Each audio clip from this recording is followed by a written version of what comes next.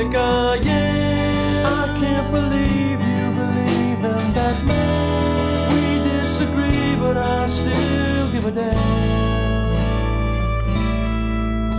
Your guru assures if you follow his regimen, you will become a most excellent specimen. The power to live on and on for all days is right at your fingertips if someone pays. I'm Paul Provenza, comedian, actor, writer, producer. I also do lighthouse work. Of 1095. The device he uses sucks out the bad juices and leaves no bad bruises. It's simply... So, you were at the Reason Rally last year? I was fortunate enough to have the unbelievably exhilarating experience of hosting it was so much fun. The Reason Rally it wasn't just me. I think everybody felt, first of all, the pouring rain all day long, and the crowd just kept getting bigger and bigger and bigger. It was just great. Tim Minchin at one point, because I talked to Tim and Eddie Izzard and Jamie Kilstein about coming to do it.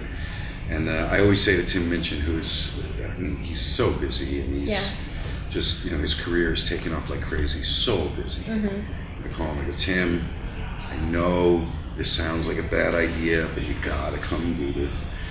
And so we were standing off the side of the stage just watching some of the proceedings, and he just goes, "This is amazing, I've never felt anything like this." And I said, "Have I ever steered you wrong, Tim Minchin?" "No, Mr. Provenza, you have not." But it was really interesting how moved we were backstage. And I went and wandered around in the crowd for a while, and it was just beautiful. It was just an incredible vibe in the air. It was so joyful. It was great. We at one point we went to get some tea or something like that, so we're off to kind of on that side, and all of a sudden we just see the crowd rushing back into the mall, and because we're good lemmings, we're running after, I have no idea what's happening, but I gotta get there. And it was because Dawkins was about to speak, and just everybody rushed to the middle to see it. It was so cool. I like the connection to your Twitter account. When that was great. It was bringing the crowd back into it, and everyone, it was entertaining. Yeah, people were writing some very funny stuff, and some real nice shout outs, and reminding me of things to mention. It was great. Yeah. It was really great. I was really glad I hadn't heard a lot of Tim Minchin songs before that, and so it was fun experiencing them. Hearing Storm for the first time, that was cool. In the middle of a storm. In the middle of a storm! It was great. Full circle. Yeah. So, how many times have you been to TAM? This I think is my fourth or fifth time. Fourth? I lost track. Consecutively, or consecutively, over time? And how's it changed in the last couple of years? It's grown. It's grown for sure. This was our third Satiristas live show here, and that was a great show, by the way. Oh, thanks. Yeah, everybody was really great on it. This one was music heavy, which was a little bit different, but so that's part of it. Also, is that more and more people are coming to the performances, and the conference itself, TAM itself, has really sort of picked up on, wow, this can be a lot more fun than it can just be intellectually engaging, and so that's part of one of the changes, and it's part of the changes. One of the things that I think's made a big difference. Everybody's kind of all looking for the same thing, but finding it in different places, which is cool. And do you think it has to do? I've heard this is our first TAM, but I've heard time and time again that it's younger and younger crowd. That's true too. And it is a younger and younger crowd. I think that is part of it. I think that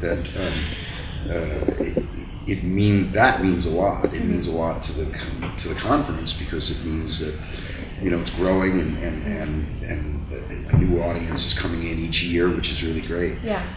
But it also says a lot about the movement or the community, which is that more and more young people are getting involved, not getting involved in a casual way, getting involved in a really passionate way, which is beautiful.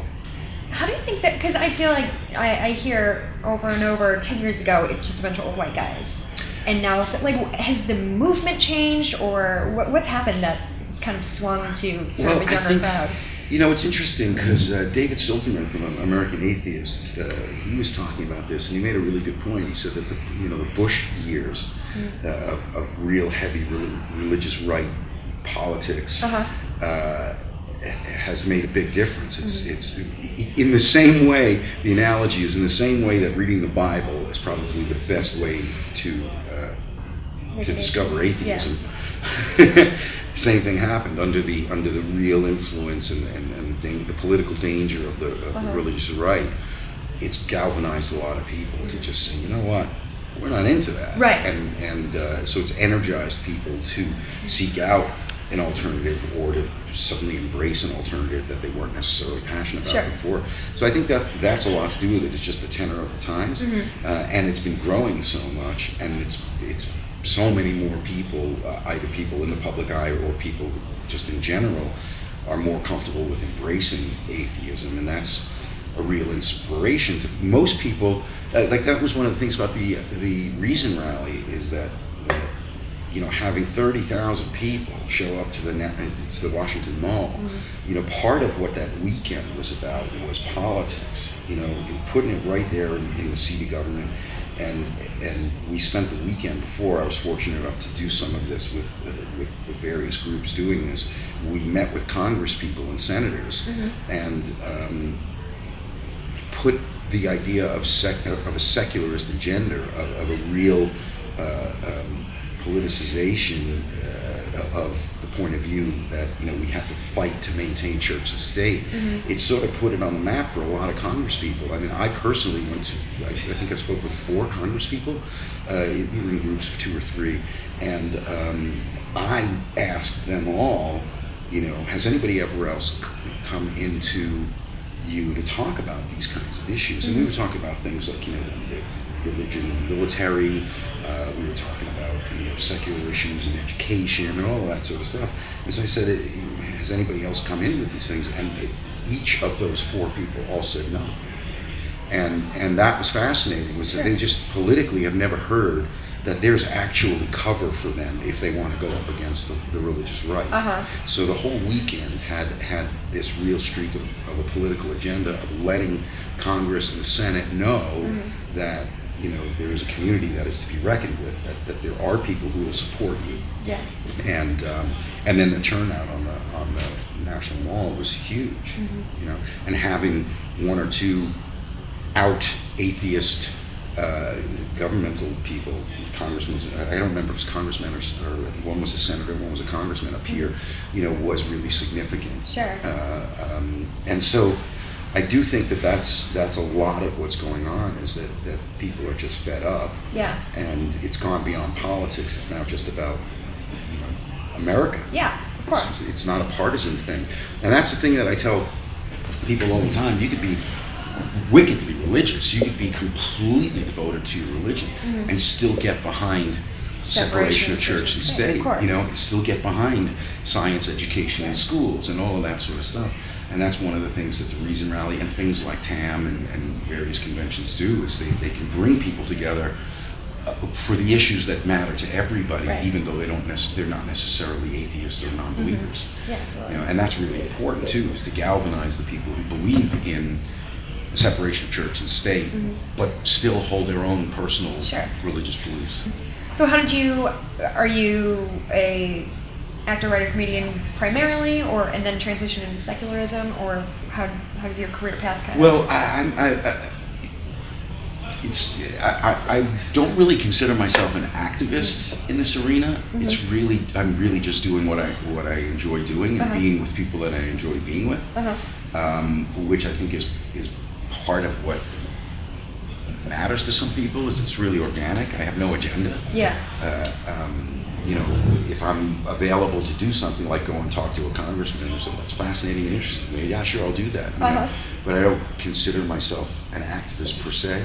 So really, this is just hanging out with my friends. And I got introduced to TAM and to a large part of this community through Penn Jillette, who I did the Aristocrats with, and who we've been friends for a million years. And he introduced me to a lot of these people. And so really, all these events are really just, they're kind of about me just hanging out with friends and being able to, talk to people who are overwhelmingly, the crowd is just intelligent and thoughtful and humanistic, and it's great to be around it. Everybody's so nice. Everybody is so nice. I really don't consider this anything but just really a vacation, except for doing the shows, which are more about the comedy. It just so happens that the comedy was geared to Sure. this kind of an audience, Yeah. which is really smart and really politically all over the map. You know, that's the interesting thing about doing Satiristas shows is how do you,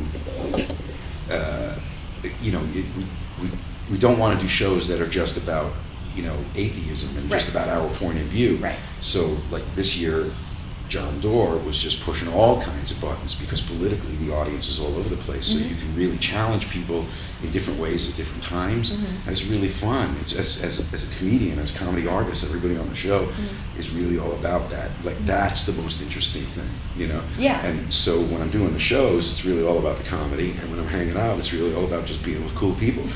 So is your comedy background, are you primarily a writer or stand-up or? Primarily stand-up, although I've been making films and doing television shows over the past few years, been producing and as well as writing and performing.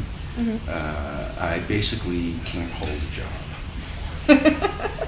I'm just a migrant comedy worker. That's great. So how did you start doing stand-up? What was your first stand-up show? I was 17 when I started doing it actually professionally. I was, as a kid, I was just obsessed with comedy. I just loved it. And I was steeped in subversive and challenging comedy, you know, the comedy that came out, my teen years were in the 70s, so the comedy that came out of the, you know, the 60s and the counterculture movement and the satire of, say, Paul Krasner and the Realist or Derek and Clive or, you know, the early Saturday Night Live, National Lampoon, Don Novello's writings, you know, the Laszlo letters and all that stuff. I was steeped in that kind of subversive comedy. So by the time I was of age in the 70s, George Carlin had emerged as a huge force. Richard Pryor had entrenched himself and broken a color barrier in terms of the audience. And it was my passion from a very young age. I fell in love with comedy, or realized that comedy was kind of going to save my life when I saw Jerry Lewis in The Nutty Professor, because I had amblyopia, which is lazy eye. I had surgery and eye patches and this and that. My glasses were always broken because I had no three-dimensional vision. So I was constantly bumping into things and breaking things, and you know, so I had glasses with a big hunk of Scotch tape in the corner. I had the worst haircuts in the world because my grandfather was a barber, but really I think his barbershop was just a front for running numbers, so he wasn't really a very good barber. So I had the worst haircuts in the world. I was just a total geek, bumping into things, tripping all the time, falling down, breaking things, because I had no three-dimensional vision. I was kind of like, just, everything was always a guess. Like I would have to guess where this glass was relative to that phone. You know, and then I saw The Nutty Professor, and I saw Jerry Lewis, who was a movie star that everybody loved, and they were all laughing and they adored him, and he was doing everything that I used to get yelled at for. So I decided I would just make all that stuff look like it was my idea and make it funny, and that's how I ended up in comedy.